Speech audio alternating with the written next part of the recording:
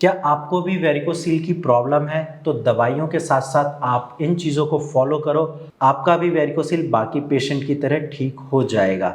नमस्कार, मैं डॉक्टर हिमांशु पराशर। आज इस वीडियो में मैं आपको बताऊंगा कुछ ऐसे यूज़फुल एक्सरसाइज के बारे में जो वेरिकोसील पेशेंट के लिए बहुत ज़्यादा ज़रूरी है। और ये वो एक्सरसाइज है जो मैंने अपने पेशेंट को एडवाइस किया है, और मेडिसिन के साथ साथ जब उन्होंने ये एक्सरसाइज करी है तो आज उनका वेरिकोसील बिल्कुल जड़ से ख़त्म हो चुका है। तो चलिए वीडियो को स्टार्ट करते हैं, और आप भी ये एक्सरसाइज ज़रूर करना ताकि आपका भी वेरिकोसील बिल्कुल ठीक हो जाए। सबसे पहले मैं आपको बता दूं कि वेरिकोसील होता क्या है और ये प्रॉब्लम में क्या क्या सिम्टम्स आते हैं। तो वेरिकोसील आपके टेस्टिकल की प्रॉब्लम है जहाँ पे आपके वेन का साइज़ बढ़ जाता है, और जब आप अपने टेस्टिकल के आसपास हाथ लगाते हो तो वहाँ पे गुच्छा जैसा फील होता है। और रही बात सिम्टम्स की, तो सिम्टम्स में आपको टेस्टिकुलर पेन हो सकता है, आपको हैवीनेस फील हो सकता है, या आपके टेस्टिकल में स्वेलिंग की प्रॉब्लम हो सकती है। अब ये सारी बातें हो गई वेरिकोसील के रिगार्डिंग। अब हम बात करते हैं कि कौन सी एक्सरसाइज ज़रूरी है और कौन सी एक्सरसाइज वेरिकोसील पेशेंट को करनी चाहिए। सबसे पहले आपको डेली वॉक करना है।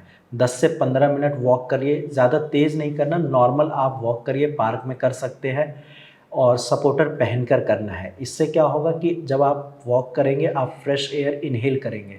जब आपकी बॉडी में फ्रेश एयर जाएगा तो ऑक्सीजन की मात्रा बढ़ेगी और ब्लड सर्कुलेशन इम्प्रूव होगा।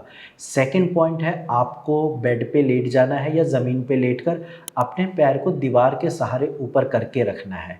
ऐसा आपको 10 से 15 मिनट तक करना है। उससे क्या होगा कि जो आपका ब्लड फ्लो है वो अगेंस्ट द ग्रेविटी पहले हो नहीं पा रहा था जब आप खड़े होते हैं, लेकिन जब आप बेड पे लेटकर पैर ऊपर करोगे दीवार के सहारे तो ब्लड सही से सर्कुलेट होगा। तो जो आपकी वॉल्व्स डैमेज थी वो धीरे धीरे करके हील होने लगेगी और आपका गुच्छा भी कम हो जाएगा। नेक्स्ट है, आपको पवन मुक्ता आसन करना है। इससे आपका डाइजेशन सही रहेगा और आपके वेरिकोसील की प्रॉब्लम में आराम मिलेगा।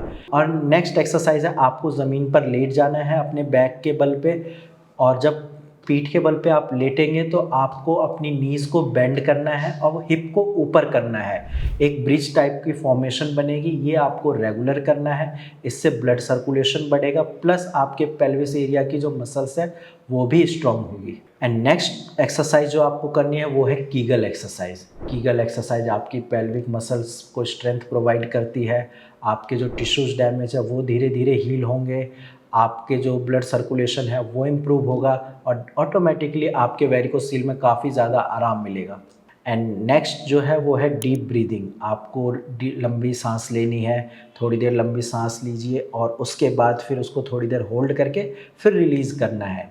ये जो मैंने सारी चीज़ें बताई हैं, ये सारी एक्सरसाइज आपको डेली 15 से 20 मिनट करनी है। और इसके अलावा आपको कुछ चीज़ों का ध्यान ज़रूर रखना है कि हैवी वेट लिफ्टिंग नहीं करनी है, ज़्यादा देर तक खड़े नहीं रहना है, और आपकी बॉडी जितना अलाउ कर रही है उतने ही एक्सरसाइज करनी है। ऐसा ना हो कि आप अपनी क्षमता से ज़्यादा एक्सरसाइज कर रहे हो, पहले पेन कम होता था अब पेन बढ़ जाए, ये बिल्कुल नहीं करना है। और मोस्ट इम्पॉर्टेंट थिंग, ये सारी चीज़ें आपको स्क्रॉटल सपोर्टर पहनकर करना है ताकि आपकी प्रॉब्लम और ना बढ़े। अगर आप ये सारी चीज़ें फॉलो करते हो along with the homeopathic medicines, तो आपका भी वेरिकोसील बिल्कुल जड़ से भारत होम्योपैथी के बाकी पेशेंट की तरह ठीक हो सकता है।